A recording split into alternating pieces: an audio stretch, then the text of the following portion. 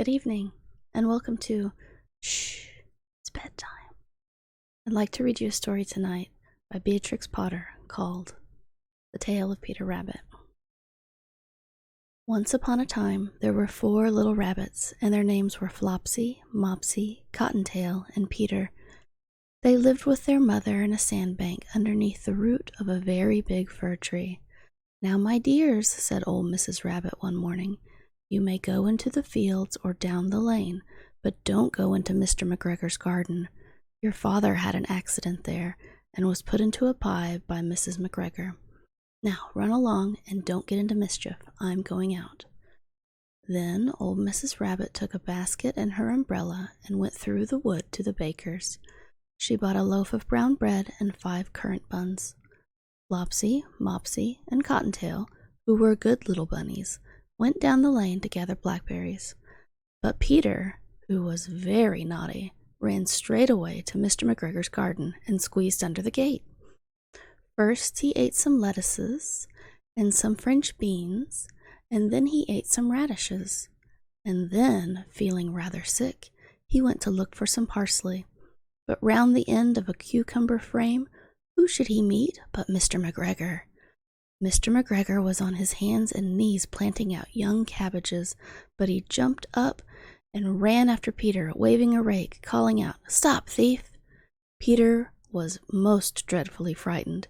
He rushed all over the garden, for he had forgotten the way back to the gate. He lost one of his shoes among the cabbages, and the other shoe amongst the potatoes. After losing them, he ran on 4 legs and went faster, so that I think he might have got away altogether if he had not unfortunately run into a gooseberry net and got caught by the large buttons on his jacket. It was blue jacket with brass buttons, quite new.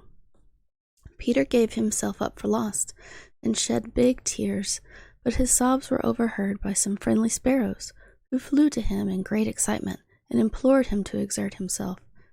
Mr. McGregor came up with a sieve which he intended to pop upon the top of Peter, but Peter wriggled out just in time, leaving his jacket behind him, and rushed into the tool shed and jumped into a can.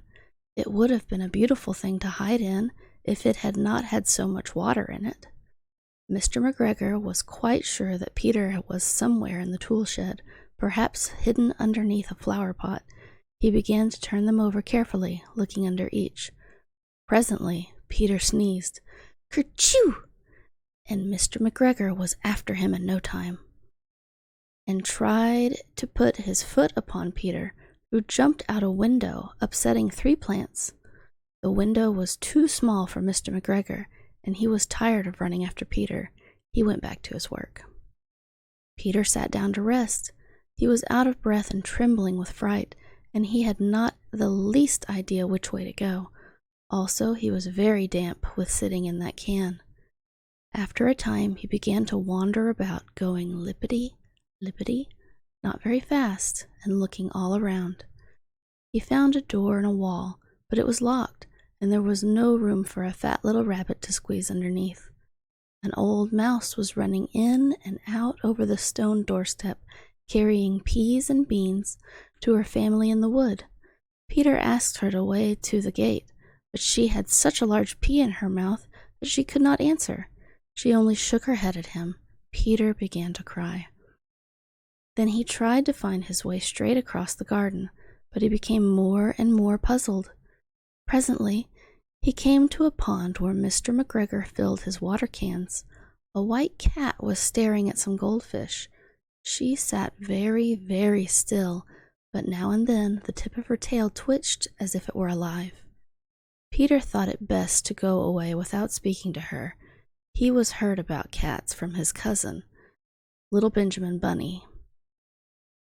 He went back towards the tool shed, but suddenly, quite close to him, he heard the noise of a hoe. Scritch, scratch, scratch, scritch.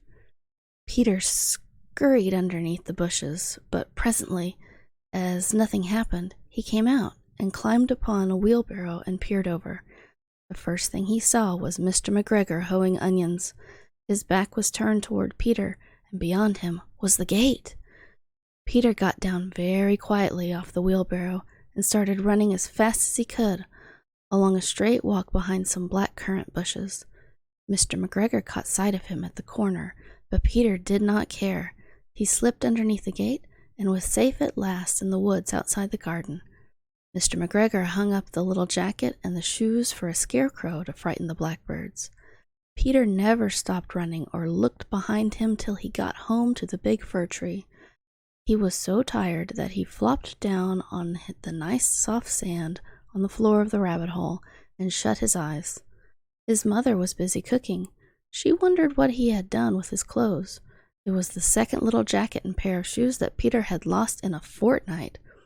I am sorry to say that Peter was not very well during the evening. His mother put him to bed and made some chamomile tea, and she gave a dose of it to Peter. 1 tablespoonful to be taken at bedtime.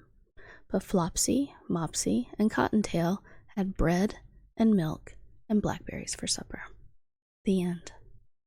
Thank you for listening. I hope you enjoyed it. Good night.